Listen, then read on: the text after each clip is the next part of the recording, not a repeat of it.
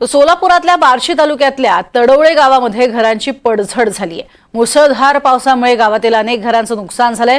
वादळी वाऱ्यामुळे काही घरांवरील पत्रेही उडून गेलेत, तर काही घरांच्या भिंती कोसळल्या। दरम्यान शासनाने या नुकसानीचे पंचनामे करून मदत द्यावी अशी मागणी ग्रामस्थ करतायत। तर तिकडे भीमाशंकर परिसरामध्ये मुसळधार पाऊस झाला, त्यामुळे अनेक गावांच्या रस्त्यांची दुरवस्था झाली आहे।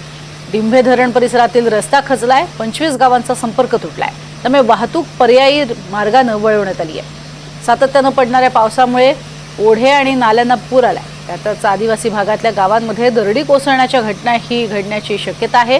या पार्श्वभूमीवर पुणे जिल्ह्याचा आपत्ती व्यवस्थापन विभाग सतर्क झालाय।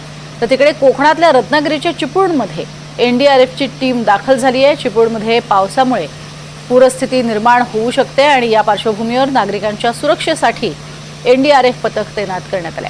या पथकात एकूण 25 जवानांचा समावेश आहे। हे पथक ऑगस्टपर्यंत चिपळूणमध्येच असेल।